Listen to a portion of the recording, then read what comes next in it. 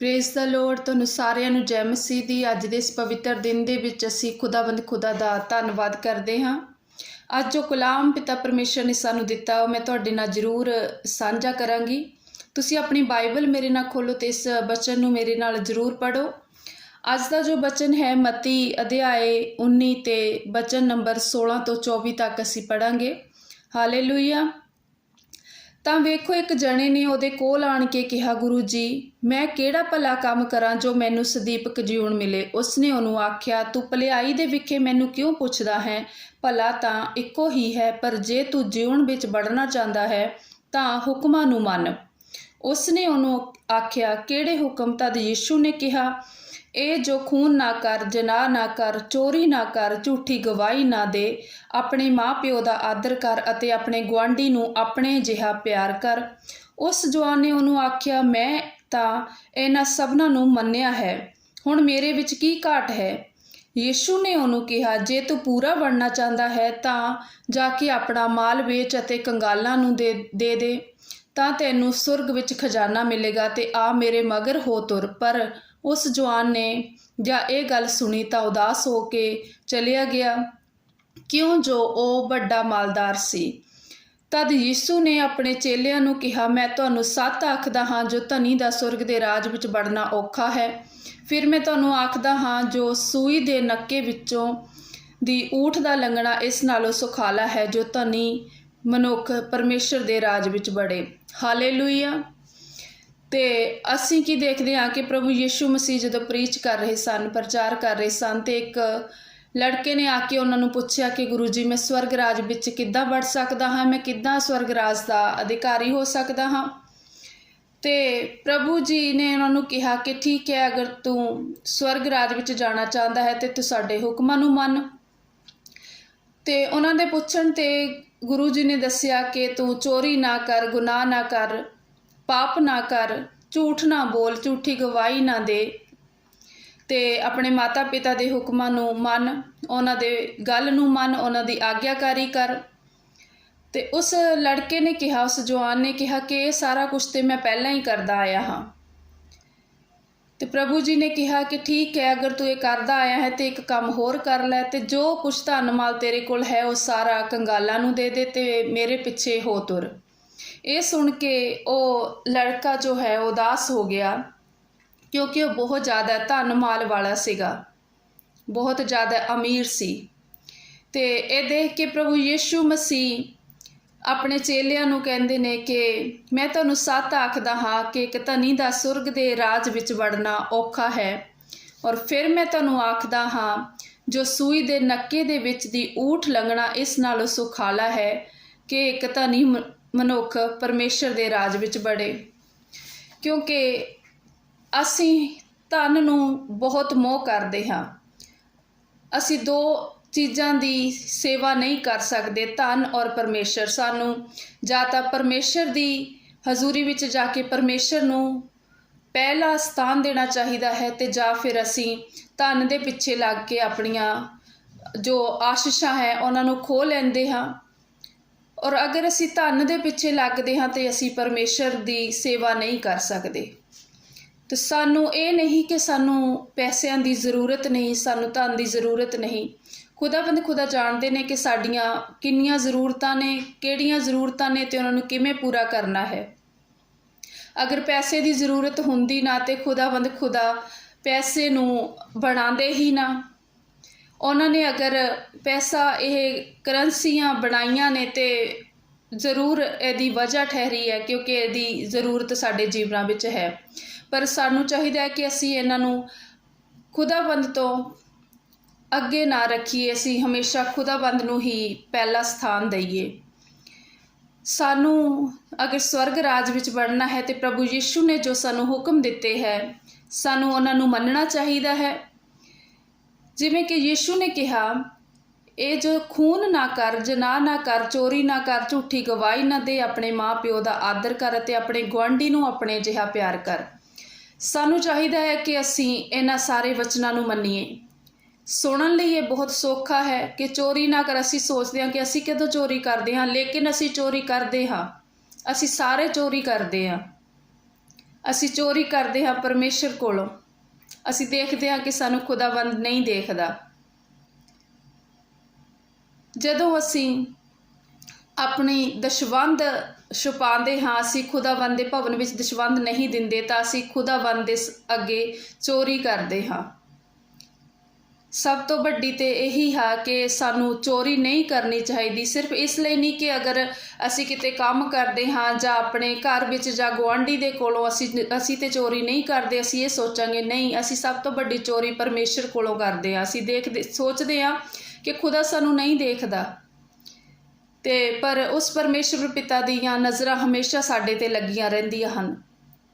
ਸਾਨੂੰ ਚੋਰੀ ਨਹੀਂ ਕਰਨੀ ਚਾਹੀਦੀ, ਸਾਨੂੰ ਜਨਾਹ ਨਹੀਂ ਕਰਨਾ ਚਾਹੀਦਾ। ਇੱਕ ਪਤਨੀ ਨੂੰ ਆਪਣੇ ਪਤੀ ਦੇ ਨਾਲ ਹੀ ਪਵਿੱਤਰਤਾਈ ਨਾਲ ਰਹਿ ਕੇ ਆਪਣਾ ਜੀਵਨ ਗੁਜ਼ਾਰਨਾ ਚਾਹੀਦਾ ਹੈ, ਤੇ ਇੱਕ ਪਤੀ ਨੂੰ ਆਪਣੀ ਪਤਨੀ ਦੇ ਨਾਲ ਹੀ, ਉਹਨਾਂ ਨੂੰ ਆਪਣੇ ਘਰ ਤੋਂ ਬਾਹਰ ਕਿਤੇ ਵੀ ਕਿਸੇ ਤਰ੍ਹਾਂ ਦੇ ਰਿਲੇਸ਼ਨਾਂ ਵਿੱਚ, ਗਲਤ ਰਿਲੇਸ਼ਨਾਂ ਵਿੱਚ ਨਹੀਂ ਰਹਿਣਾ ਚਾਹੀਦਾ, ਕਿਉਂਕਿ ਖੁਦਾਵੰਦ ਨੂੰ ਇਹ ਚੀਜ਼ਾਂ ਬਿਲਕੁਲ ਵੀ ਪਸੰਦ ਨਹੀਂ ਨੇ, ਕਿਉਂਕਿ ਉਹ ਆਤਮਹਾਨ ਪਵਿੱਤਰ ਪਰਮੇਸ਼ਰ ਹੈ। ਸਾਨੂੰ ਕਿਸੇ ਦੀ ਝੂਠੀ ਗਵਾਹੀ ਨਹੀਂ ਦੇਣੀ ਚਾਹੀਦੀ। ਅਸੀਂ ਕਈ ਵਾਰ ਲਾਲਚ ਵਿੱਚ ਫਸ ਕੇ ਕਹਿ ਦਿੰਦੇ ਹਾਂ, ਜਾਂ ਕਿਸੇ ਰਿਸ਼ਤੇ ਨਾਤਿਆਂ ਦੇ ਲਾਲਚ ਵਿੱਚ ਫਸ ਕੇ ਕਹਿ ਦਿੰਦੇ ਹਾਂ ਕਿ ਨਹੀਂ ਇਹ ਗਲਤ ਹੈ, ਇਹ ਸਹੀ ਹੈ, ਜਦ ਕਿ ਸਾਨੂੰ ਪਤਾ ਹੁੰਦਾ ਹੈ ਕਿ ਜਿਸ ਨੂੰ ਅਸੀਂ ਗਲਤ ਕਹਿ ਰਹੇ ਹਾਂ ਉਹ ਸਹੀ ਹੈ। ਲੇਕਿਨ ਸਾਨੂੰ ਕਈ ਵਾਰ ਅਜਿਹੀ ਸਥਿਤੀ ਸਾਡੇ ਸਾਹਮਣੇ ਆ ਜਾਂਦੀ ਹੈ ਕਿ ਅਸੀਂ ਕਹਿ ਦਿੰਦੇ ਹਾਂ ਕਿ ਨਹੀਂ ਇਹ ਸਹੀ ਹੈ ਤੇ ਇਹ ਗਲਤ ਹੈ। ਸਾਨੂੰ ਇਸ ਤਰ੍ਹਾਂ ਨਹੀਂ ਕਰਨਾ ਚਾਹੀਦਾ, ਸਾਨੂੰ ਪੱਖਪਾਤ ਨਹੀਂ ਕਰਨਾ ਚਾਹੀਦਾ। ਪ੍ਰਭੂ ਕਹਿੰਦੇ ਨੇ ਕਿ ਸਾਡੀ ਜ਼ੁਬਾਨ ਜੋ ਹੈ ਉਹ ਸੱਚ ਦੇ ਲਈ ਖੁੱਲ੍ਹਣੀ ਚਾਹੀਦੀ ਹੈ। ਸਾਨੂੰ ਹਾਂ ਨੂੰ ਹਾਂ ਤੇ ਨਾ ਨੂੰ ਨਾ ਕਰਨੀ ਚਾਹੀਦੀ ਹੈ। ਤੇ ਅੱਗੇ ਪ੍ਰਭੂ ਜੀ ਕਹਿੰਦੇ ਨੇ ਕਿ ਸਾਨੂੰ ਆਪਣੇ ਮਾਤਾ ਪਿਤਾ ਦਾ ਆਦਰ ਕਰਨਾ ਚਾਹੀਦਾ ਹੈ। ਸੋ ਸਾਨੂੰ ਆਪਣੇ ਖੁਦਾਵੰਦ ਖੁਦਾ ਦੀ ਹਜ਼ੂਰੀ ਵਿੱਚ ਰਹਿਣ ਦੇ ਲਈ, ਖੁਦਾਵੰਦ ਦੀਆਂ ਇੱਛਾ ਨੂੰ ਜਾਣਨ ਦੇ ਲਈ, ਉਹਨਾਂ ਦੀਆਂ ਮਰਜ਼ੀਆਂ ਨੂੰ ਜਾਣਨ ਦੇ ਲਈ ਉਹਨਾਂ ਦੇ ਅੱਗੇ ਪ੍ਰਾਰਥਨਾ ਕਰਦੇ ਹਾਂ ਅਸੀਂ ਜਦੋਂ ਹਮੇਸ਼ਾ, ਤੇ ਇਹ ਇੱਕ ਬਹੁਤ ਚੰਗੀ ਗੱਲ ਹੈ। ਪਰ ਜੇਕਰ ਅਸੀਂ ਆਪਣੇ ਘਰ ਵਿੱਚ ਹੀ ਆਪਣੇ ਮਾਤਾ ਪਿਤਾ ਦੀ ਆਗਿਆ ਨਹੀਂ ਮੰਨਦੇ, ਉਹਨਾਂ ਦਾ ਸਤਿਕਾਰ ਨਹੀਂ ਕਰਦੇ, ਉਹਨਾਂ ਨੂੰ ਉਹ ਸਥਾਨ ਨਹੀਂ ਦਿੰਦੇ ਜਿਹਦਾ ਉਹ ਹੱਕਦਾਰ ਨੇ, ਤੇ ਇਹ ਸਾਡੇ ਲਈ ਬਹੁਤ ਗਲਤ ਹੈ। ਅਗਰ ਅਸੀਂ ਮੰਦਿਰਾਂ, ਮਸਜਿਦਾਂ, ਗੁਰਦੁਆਰਿਆਂ ਵਿੱਚ ਜਾਂ ਚਰਚਾਂ ਵਿੱਚ ਜਾਂਦੇ ਹਾਂ, ਅਸੀਂ ਧਾਰਮਿਕ ਸਥਾਨਾਂ 'ਤੇ ਜਾਂਦੇ ਹਾਂ, ਲੇਕਿਨ ਘਰ ਵਿੱਚ ਅਸੀਂ ਆਪਣੇ ਮਾਤਾ ਪਿਤਾ ਨੂੰ ਸਤਿਕਾਰ ਨਹੀਂ ਦਿੰਦੇ, ਤਾਂ ਸਾਡਾ ਧਾਰਮਿਕ ਸਥਾਨਾਂ 'ਤੇ ਜਾਣਾ, ਉਸ ਪਰਮੇਸ਼ਵਰ ਦੇ ਨਾਮ ਦੀ ਮਹਿਮਾ ਕਰਨਾ ਕੋਈ ਅਰਥ ਬਣਦਾ ਹੀ ਨਹੀਂ, ਕੋਈ ਉਹਦਾ ਮਾਇਨੇ ਹੈ ਹੀ ਨਹੀਂ। ਕਿਉਂਕਿ ਜਦੋਂ ਤੱਕ ਅਸੀਂ ਮਾਤਾ ਪਿਤਾ ਨੂੰ ਖੁਸ਼ ਨਹੀਂ ਕਰ ਰੱਖਦੇ, ਉਦੋਂ ਤੱਕ ਅਸੀਂ ਪਰਮੇਸ਼ਰ ਨੂੰ ਕਿਸ ਤਰ੍ਹਾਂ ਖੁਸ਼ ਕਰ ਸਕਦੇ ਹਾਂ। ਜਿਨ੍ਹਾਂ ਨੂੰ ਅਸੀਂ ਦੇਖਦੇ ਹਾਂ ਅਸੀਂ ਉਹਨਾਂ ਨੂੰ ਖੁਸ਼ ਨਹੀਂ ਕਰ ਸਕਦੇ, ਤੇ ਜਿਹੜਾ ਸਾਨੂੰ ਹਜੇ ਦਿਖਦਾ ਹੀ ਨਹੀਂ ਅਸੀਂ ਉਹਨੂੰ ਕਿਸ ਤਰ੍ਹਾਂ ਖੁਸ਼ ਕਰੀਏ। ਸੋ ਸਾਨੂੰ ਚਾਹੀਦਾ ਹੈ ਕਿ ਅਸੀਂ ਮਾਤਾ ਪਿਤਾ ਨੂੰ ਵੀ ਖੁਸ਼ ਰੱਖੀਏ। ਅਸੀਂ ਆਪਣੇ ਹਰ ਰਿਸ਼ਤੇ ਨੂੰ ਜੋ ਖੁਦਾਵੰਦ ਨੇ ਸਾਨੂੰ ਦਿੱਤਾ ਹੈ ਪੂਰੀ ਇਮਾਨਦਾਰੀ ਦੇ ਨਾਲ ਨਿਭਾਈਏ। ਉਸ ਹਰ ਜ਼ਿੰਮੇਵਾਰੀ ਨੂੰ ਅਸੀਂ ਪੂਰੀ ਇਮਾਨਦਾਰੀ ਦੇ ਨਾਲ ਨਿਭਾਈਏ। ਸੋ ਅੱਗੇ ਪ੍ਰਭੂ ਜੀ ਕਹਿੰਦੇ ਨੇ ਕਿ ਸਾਨੂੰ ਆਪਣੇ ਗੁਆਂਢੀ ਨੂੰ ਆਪਣੇ ਜਿਹਾ ਪਿਆਰ ਕਰਨਾ ਚਾਹੀਦਾ ਹੈ। ਇਹ ਤੇ ਬੜੀ ਵੱਡੀ ਗੱਲ ਹੈ। ਅਸੀਂ ਕਿਵੇਂ ਆਪਣੇ ਗੁਆਂਢੀ ਨੂੰ ਆਪਣੇ ਜਿਹਾ ਪਿਆਰ ਕਰ ਸਕਦੇ ਹਾਂ? ਅਸੀਂ ਤਾਂ ਹਮੇਸ਼ਾ ਸੋਚਦੇ ਹਾਂ ਕਿ ਅਗਰ ਸਾਡਾ ਪੜੋਸੀ ਨੇ ਘਰ ਵੱਡਾ ਬਣ ਗਿਆ ਤੇ ਅਸੀਂ ਸੋਚਦੇ ਹਾਂ, ਸਾਡੇ ਦਿਲ ਵਿੱਚ ਉਹਦੇ ਲਈ ਜੈਲਸੀ ਬਣਨੀ ਸ਼ੁਰੂ ਹੋ ਜਾਂਦੀ ਹੈ ਕਿ ਹਾਂ ਇਹਨੇ ਤੇ ਵੱਡਾ ਘਰ ਬਣਾ ਲਿਆ, ਸਾਡਾ ਤੇ ਛੋਟਾ ਹੈ। ਪਤਾ ਨਹੀਂ ਕੀ ਕੰਮ ਕਰਦੇ ਹੋਣਗੇ ਜੋ ਉਹਨਾਂ ਨੇ ਇੰਨਾ ਵੱਡਾ ਘਰ ਬਣਾ ਲਿਆ। ਅਗਰ ਉਹਨਾਂ ਦਾ ਕੋਈ ਜੋਬ ਲੱਗ ਜਾਂਦੀ ਹੈ, ਕਿਸੇ ਚੰਗੇ ਕੰਮ 'ਚ ਉਹਨਾਂ ਦਾ ਬੱਚਾ ਲੱਗ ਜਾਂਦਾ ਹੈ, ਤੇ ਸਾਡੇ ਮਨ ਵਿੱਚ ਆਟੋਮੈਟਿਕਲੀ ਜੈਲਸੀ ਬਣਨੀ ਸ਼ੁਰੂ ਹੋ ਜਾਂਦੀ ਹੈ ਕਿ ਨਹੀਂ ਇਹ ਕਿੱਦਾਂ ਹੋ ਸਕਦਾ ਕਿ ਉਹ ਸਾਤੋਂ ਅੱਗੇ ਲੰਘ ਗਏ, ਉਹਨਾਂ ਦੇ ਬੱਚੇ ਤਾਂ ਇੰਨੇ ਹੁਸ਼ਿਆਰ ਨਹੀਂ ਸੀ, ਸਾਡੇ ਬੱਚੇ ਤੇ ਹੁਸ਼ਿਆਰ ਸੀ, ਉਹ ਕਿੱਦਾਂ ਉਹਨਾਂ ਦੇ ਬੱਚੇ ਅੱਗੇ ਜਾ ਸਕਦੇ ਆ। ਸਾਨੂੰ ਇਹੋ ਜਿਹੀਆਂ ਹੀਣ ਭਾਵਨਾਵਾਂ ਸਾਡੇ ਰਸਤੇ ਦਾ ਜੋ ਹੈ ਰੁਕਾਵਟ ਬਣ ਜਾਂਦੀਆਂ ਨੇ। ਸਾਨੂੰ ਚਾਹੀਦਾ ਅਸੀਂ ਖੁਦਾਵੰਦ ਖੁਦਾ ਦੀ ਮਰਜ਼ੀ ਦੇ ਅਨੁਸਾਰ ਚੱਲਦੇ ਹੋਏ ਆਪਣੇ ਗੁਆਂਢੀਆਂ ਨੂੰ ਆਪਣੇ ਜਿਹਾ ਪਿਆਰ ਕਰੀਏ। ਪ੍ਰਭੂ ਯਿਸੂ ਮਸੀਹ ਨੇ ਸਾਨੂੰ ਸਭ ਨਾਲ ਪਿਆਰ ਕਰਨਾ ਸਿਖਾਇਆ ਹੈ। ਪ੍ਰਭੂ ਯਿਸੂ ਮਸੀਹ ਦੇ ਜੀਵਨ ਵਿੱਚ ਅਸੀਂ ਕਿਤੇ ਵੀ ਇਹ ਨਹੀਂ ਦੇਖਦੇ ਕਿ ਉਹਨਾਂ ਨੇ ਕਿਸੇ ਨਾਲ ਨਾਰਾਜ਼ ਹੋਏ, ਉਹ ਕਿਸੇ ਨੂੰ ਉਹਨਾਂ ਨੇ ਬੁਰਾ ਭਲਾ ਬੋਲਿਆ। ਉਹ ਹਮੇਸ਼ਾ ਸੱਚੇ ਰਸਤੇ 'ਤੇ ਚੱਲਦੇ ਹੋਏ ਇਮਾਨਦਾਰੀ ਦੇ ਨਾਲ, ਪ੍ਰੇਮ ਭਾਵਨਾ ਦੇ ਨਾਲ ਆਪਣੇ ਜੀਵਨ ਨੂੰ ਅੱਗੇ ਅੱਗੇ ਲੈ ਕੇ ਜਾ ਰਹੇ ਸੀ। ਉਹਨਾਂ ਨੇ ਕਿਸੇ ਨੂੰ ਵੀ ਕਦੇ ਆਪਣੇ ਮੂੰਹੋਂ ਗਲਤ ਨਹੀਂ ਬੋਲਿਆ, ਬਲਕਿ ਜਦੋਂ ਉਹਨਾਂ ਉੱਤੇ ਸਾਰਿਆਂ ਨੇ ਉਂਗਲਾਂ ਵੀ ਉਠਾਈਆਂ, ਉਹਨਾਂ ਨੂੰ ਤੁਹਮਤਾਂ ਵੀ ਲਾਈਆਂ, ਫਿਰ ਵੀ ਉਹਨਾਂ ਨੇ ਉਹਨਾਂ ਬਾਰੇ ਕੁਝ ਵੀ ਗਲਤ ਨਹੀਂ ਬੋਲਿਆ। ਤੇ ਜਦੋਂ ਅਸੀਂ ਦੇਖਦੇ ਹਾਂ ਬਾਈਬਲ ਵਿੱਚ ਇੱਕ ਸਟੋਰੀ ਕਿ ਜਦੋਂ ਇੱਕ ਔਰਤ ਤੇ ਨੂੰ ਆਪਾਂ ਦੇਖਦੇ ਹਾਂ ਕਿ ਉਹਨਾਂ ਨੂੰ ਜਦੋਂ ਜਨਾਹ ਕਰਦੇ ਹੋਏ ਫੜਿਆ ਗਿਆ ਤੇ ਕੁਝ ਲੋਕ ਉਹਨਾਂ ਨੂੰ ਗੁਰੂ ਜੀ ਕੋਲ ਲੈ ਕੇ ਆਏ ਤੇ ਪ੍ਰਭੂ ਯਿਸੂ ਮਸੀਹ ਨੂੰ ਕਹਿਣ ਲੱਗੇ, ਇਹਨੂੰ ਤੁਸੀਂ ਸਜ਼ਾ ਦਿਓ ਕਿਉਂਕਿ ਇਹ ਜਨਾਹ ਕਰਦੀ ਹੋਈ ਫੜੀ ਗਈ ਹੈ। ਤੇ ਪ੍ਰਭੂ ਯਿਸੂ ਮਸੀਹ ਉਸ ਵੇਲੇ ਉਹਨਾਂ ਨੂੰ ਕੀ ਕਹਿੰਦੇ ਨੇ ਕਿ ਸਜ਼ਾ ਤੇ ਇਹਨੂੰ ਦੇਣੀ ਚਾਹੀਦੀ ਹੈ ਕਿਉਂਕਿ ਇਹਨੇ ਗਲਤ ਕੀਤਾ ਹੈ, ਪਰ ਸਜ਼ਾ ਉਹ ਦੇਵੇ ਜਿਹਨੇ ਆਪਣੇ ਜੀਵਨ ਵਿੱਚ ਕਦੇ ਕੋਈ ਗਲਤੀ ਕੀਤੀ ਨਹੀਂ। ਇਹਨੂੰ ਪਹਿਲਾ ਪੱਥਰ ਉਹ ਇਨਸਾਨ ਮਾਰੇਗਾ ਜਿਹਨੇ ਆਪਣੇ ਜੀਵਨ ਵਿੱਚ ਗਲਤੀ ਨਹੀਂ ਕੀਤੀ, ਜਿਹਨੇ ਕਦੇ ਕੋਈ ਪਾਪ ਨਹੀਂ ਕੀਤਾ। ਤਾਂ ਉਸ ਸਮੇਂ ਜੋ ਉੱਥੇ ਭੀੜ ਲੱਗੀ ਹੋਈ ਸੀ, ਅਸੀਂ ਬਾਈਬਲ 'ਚ ਪੜ੍ਹਦੇ ਹਾਂ ਕਿ ਉਹ ਇੱਕ ਇੱਕ ਕਰਕੇ ਉਹ ਸਾਰੇ ਜਨ ਉੱਥੋਂ ਚਲੇ ਗਏ ਤੇ ਉਸ ਵੇਲੇ ਉੱਥੇ ਸਿਰਫ ਪ੍ਰਭੂ ਯਿਸੂ ਮਸੀਹ ਤੇ ਉਹ ਔਰਤ ਜੋ ਸੀ ਉਹ ਰਹਿ ਗਏ। ਪ੍ਰਭੂ ਜੀ ਨੇ ਉਹਨੂੰ ਪੁੱਛਿਆ ਕਿ ਤੈਨੂੰ ਕਿਸੇ ਨੇ ਪੱਥਰ ਨਹੀਂ ਮਾਰਿਆ? ਤੇ ਉਹਨੇ ਕਿਹਾ, ਨਹੀਂ ਪ੍ਰਭੂ ਜੀ, ਮੈਨੂੰ ਕਿਸੇ ਨੇ ਪੱਥਰ ਨਹੀਂ ਮਾਰਿਆ, ਉਹ ਚਲੇ ਗਏ। ਅਸੀਂ ਇਹ ਤੋਂ ਕੀ ਸਮਝਦੇ ਹਾਂ ਕਿ ਉਹਨਾਂ ਦੇ ਸਭ ਦੇ ਜੀਵਨ ਵਿੱਚ ਪਾਪ ਸੀ, ਲੇਕਿਨ ਫਿਰ ਵੀ ਉਹ ਉਸ ਔਰਤ ਨੂੰ ਪ੍ਰਭੂ ਜੀ ਕੋਲ ਲੈ ਕੇ ਆਏ ਕਿਉਂਕਿ ਸਾਡੇ ਲਈ ਈਜ਼ੀ ਹੁੰਦਾ ਹੈ ਦੂਸਰਿਆਂ ਤੇ ਤੋਹਮਤ ਲਗਾਉਣਾ, ਦੂਸਰਿਆਂ ਤੇ ਉਂਗਲੀ ਚੁੱਕਣਾ। ਪਰ ਅਗਰ ਅਸੀਂ ਆਪਣੇ ਹੀ ਅੰਦਰ ਝਾਤੀ ਮਾਰ ਕੇ ਦੇਖੀਏ ਤਾਂ ਸਾਡੇ ਅੰਦਰ ਹੀ ਬਹੁਤ ਸਾਰੇ ਇਹੋ ਜਿਹੇ ਪਾਪ ਨੇ ਜਿਨ੍ਹਾਂ ਨੂੰ ਅਸੀਂ ਛੱਡ ਨਹੀਂ ਪਾਉਂਦੇ। ਇਸੇ ਕਰਕੇ ਪ੍ਰਭੂ ਜੀ ਨੇ ਉਹਨਾਂ ਨੂੰ ਕਿਹਾ, ਜਿਨ੍ਹਾਂ ਨੇ ਗਲਤੀ ਨਹੀਂ ਕੀਤੀ, ਜਿਨ੍ਹਾਂ ਨੇ ਕੋਈ ਪਾਪ ਨਹੀਂ ਕੀਤਾ, ਉਹੀ ਇਹਦੇ ਪਹਿਲਾ ਪੱਥਰ ਮਾਰੇਗਾ।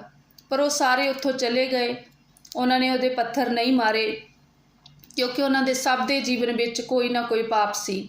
ਇਸੇ ਤਰ੍ਹਾਂ ਅੱਜ ਸਾਡੇ ਜੀਵਨਾਂ ਵਿੱਚ ਵੀ ਕੋਈ ਨਾ ਕੋਈ ਪਾਪ ਹੈ ਜਿਹਨੂੰ ਅਸੀਂ ਪ੍ਰਭੂ ਯਿਸੂ ਮਸੀਹ ਦੇ ਪਵਿੱਤਰ ਲਹੂ ਦੇ ਨਾਲ ਧੋ ਸਕਦੇ ਹਾਂ। ਜਦੋਂ ਅਸੀਂ ਪ੍ਰਭੂ ਯਿਸੂ ਮਸੀਹ ਤੇ ਵਿਸ਼ਵਾਸ ਕਰਦੇ ਹਾਂ ਤਾਂ ਉਹਨਾਂ ਦਾ ਉਹ ਪਵਿੱਤਰ ਲਹੂ ਸਾਡੇ ਤੇ ਆਉਂਦਾ ਹੈ ਤੇ ਉਹ ਪਵਿੱਤਰ ਲਹੂ ਸਾਨੂੰ ਸਾਡੀਆਂ ਗੁਨਾਹਾਂ ਤੋਂ, ਪਾਪਾਂ ਤੋਂ ਆਜ਼ਾਦ ਕਰ ਦਿੰਦਾ ਹੈ।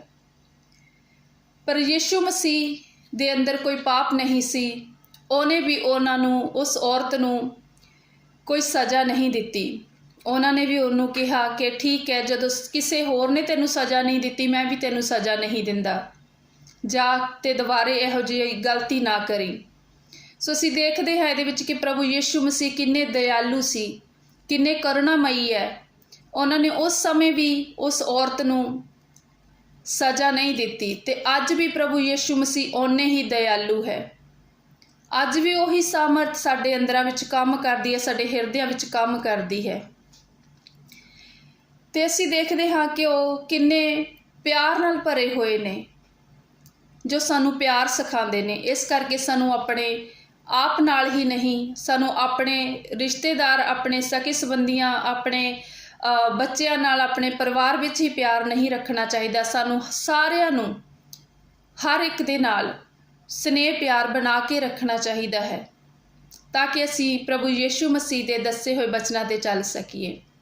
ਤੇ ਅੱਗੇ ਅਸੀਂ ਦੇਖਦੇ ਹਾਂ ਕਿ ਇੱਕ, ਜਿਵੇਂ ਕਿ ਪ੍ਰਭੂ ਜੀ ਨੇ ਕਿਹਾ ਹੈ, ਧਨੀ ਮਨੁੱਖ ਦਾ ਸਵਰਗ ਰਾਜ ਵਿੱਚ ਵੜਨਾ ਕਿੰਨਾ ਔਖਾ ਹੈ।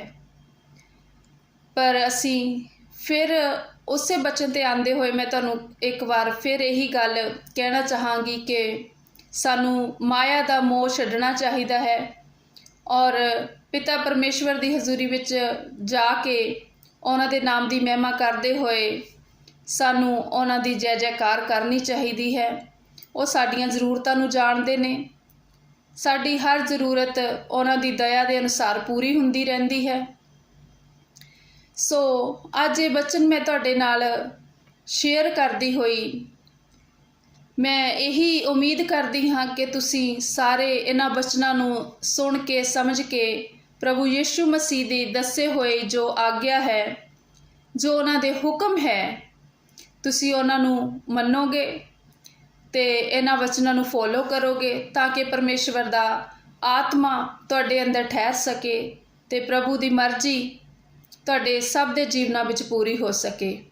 ਆਈਏ ਅਸੀਂ ਇਹ ਵਚਨ ਪੜ੍ਹਦੇ ਹੋਏ ਖੁਦਾਵੰਦ ਖੁਦਾ ਦੀ ਮਹਿਮਾ ਕਰਦੇ ਹੋਏ ਖੁਦਾਵੰਦ ਦੀ ਹਜ਼ੂਰੀ ਵਿੱਚ ਜਾਂਦੇ ਹਾਂ ਅਤੇ ਉਹਨਾਂ ਨੂੰ ਧੰਨਵਾਦ ਦਿੰਦੇ ਹਾਂ ਕਿ ਉਹਨਾਂ ਨੇ ਇਹ ਵਚਨ ਸਾਡੇ ਜੀਵਨ ਵਿੱਚ ਭੇਜਿਆ। ਹਾਲੇਲੂਇਆ। ਆਈਏ ਅਸੀਂ ਪ੍ਰਾਰਥਨਾ ਕਰਦੇ ਹਾਂ। Hallelujah, hallelujah, hallelujah. ਧੰਨਵਾਦ ਖੁਦਾਵੰਦ ਪਿਤਾ ਪਰਮੇਸ਼ਵਰ, ਤੁਹਾਡੇ ਨਾਮ ਦੀ ਮਹਿਮਾ ਹੋਵੇ, ਤੁਹਾਡੇ ਨਾਮ ਦੀ ਜੈ ਜੈਕਾਰ ਹੋਵੇ ਪਿਤਾ ਪਰਮੇਸ਼ਵਰ, ਜੋ ਅੱਜ ਦਾ ਇਹ ਦਿਨ ਤੁਸੀਂ ਸਾਨੂੰ ਦਿੱਤਾ ਹੈ ਪਿਤਾ। ਤੁਹਾਡੇ ਨਾਮ ਦੀ ਜੈ ਜੈਕਾਰ ਕਰਦੇ ਹੋਏ ਅਸੀਂ ਅੱਜ ਦੇ ਇਸ ਪੂਰੇ ਦਿਨ ਨੂੰ ਬਿਤਾਈਏ ਖੁਦਾਵੰਦ ਪਿਤਾ ਪਰਮੇਸ਼ਵਰ। हे अब्बा, हे यहोवा, इब्राहिम ਦੇ ਪਰਮੇਸ਼ਰ, ਇਸਹਾਕ ਦੇ ਪਰਮੇਸ਼ਰ, ਯਾਕੂਬ ਦੇ ਪਰਮੇਸ਼ਰ, ਮੈਂ ਤੁਹਾਡਾ ਧੰਨਵਾਦ ਕਰਦੀ ਹਾਂ। ਇਹ ਸਾਰੇ ਮਸੀਹ ਭੈਣ ਭਰਾ ਜੋ ਇਸ ਸਮੇਂ ਇਸ ਵਚਨਾਂ ਨੂੰ ਸੁਣ ਰਹੇ ਨੇ ਅਤੇ ਇਹਨਾਂ ਵਚਨਾਂ ਨੂੰ ਆਪਣੇ ਜੀਵਨ ਵਿੱਚ ਗ੍ਰਹਿਣ ਕਰ ਰਹੇ ਨੇ, ਜੋ ਪੂਰੇ ਵਿਸ਼ਵਾਸ ਦੇ ਨਾਲ ਇਹਨਾਂ ਵਚਨਾਂ ਨੂੰ ਮੰਨ ਰਹੇ ਨੇ ਖੁਦਾਵੰਦ ਪਿਤਾ ਪਰਮੇਸ਼ਵਰ, ਤੁਹਾਡਾ ਪਵਿੱਤਰ ਆਤਮਾ ਉਹਨਾਂ ਦੇ ਜੀਵਨਾਂ ਵਿੱਚ ਕੰਮ ਕਰੇ। हे ਖੁਦਾਵੰਦ ਪਿਤਾ ਪਰਮੇਸ਼ਵਰ, ਉਹਨਾਂ ਨੂੰ ਸਹੀ ਰਾਸਤੇ 'ਤੇ ਲੈ ਕੇ ਚੱਲੇ। हे ਪਿਤਾ ਪਰਮੇਸ਼ਵਰ, ਅਸੀਂ ਤੁਹਾਡਾ ਧੰਨਵਾਦ ਕਰਦੇ ਹਾਂ ਕਿ ਤੁਸੀਂ ਆਪਣੇ ਪੰਖਾਂ ਦੇ ਥੱਲੇ ਸਾਨੂੰ ਛੁਪਾ ਕੇ ਰੱਖਦੇ ਹੋ। ਤੁਹਾਡਾ ਆਤਮਾ ਸਾਡੀ ਅਗਵਾਈ ਕਰਦਾ ਹੈ। ਅਸੀਂ ਤੁਹਾਡਾ ਧੰਨਵਾਦ ਕਰਦੇ ਹਾਂ ਪਿਤਾ ਪਰਮੇਸ਼ਵਰ, ਤੁਸੀਂ ਸਾਡੇ ਗੁਨਾਹਾਂ ਪਾਪਾਂ ਨੂੰ ਅਖੋਲੇ ਕਰਕੇ ਸਾਡੇ ਅੱਗੇ ਅੱਗੇ ਚੱਲ ਕੇ ਸਾਨੂੰ ਸਹੀ ਰਸਤਾ ਦਿਖਾਉਂਦੇ ਹੋ। हे ਖੁਦਾਵੰਦ ਪਿਤਾ ਪਰਮੇਸ਼ਵਰ, ਅਸੀਂ ਤੁਹਾਡੇ ਨਾਮ ਦੀ ਮਹਿਮਾ ਕਰਦੇ ਹੋਏ ਜੀਵਨ ਗੁਜ਼ਾਰੀਏ, ਜੈਸਾ ਤੁਸੀਂ ਚਾਹੋ ਵੈਸਾ ਸਾਨੂੰ ਬਣਾਈਏ ਪਿਤਾ ਪਰਮੇਸ਼ਵਰ। हे ਪਿਤਾ ਪਰਮੇਸ਼ਵਰ, ਅਸੀਂ ਤੁਹਾਡੇ ਨਾਮ ਨੂੰ ਜੈ ਜੈਕਾਰ ਕਰਦੇ ਹੋਏ, ਤੁਹਾਡੇ ਨਾਮ ਦੀ ਮਹਿਮਾ ਕਰਦੇ ਹੋਏ ਅੱਜ ਦੇ ਇਸ ਦਿਨ ਨੂੰ ਬਿਤਾਈਏ ਪਿਤਾ ਪਰਮੇਸ਼ਵਰ। हे ਖੁਦਾਵੰਦ, ਤੁਹਾਡੀ ਮਰਜ਼ੀ ਸਾਡੇ ਜੀਵਨਾਂ ਵਿੱਚ ਪੂਰੀ ਹੋਵੇ। ਇਹ ਸਾਰੀ ਪ੍ਰਾਰਥਨਾ ਮੰਗਦੇ ਹੋਏ ਅਸੀਂ ਪ੍ਰਭੂ ਯਿਸੂ ਨਾਸਰੀ ਦੇ ਨਾਮ ਵਿੱਚ ਤੇ ਪਾ ਲੈਂਦੇ ਹਾਂ। ਆਮੀਨ, ਆਮੀਨ, ਆਮੀਨ। ਸਾਰਿਆਂ ਨੂੰ ਜੈ ਮਸੀਹ ਦੀ।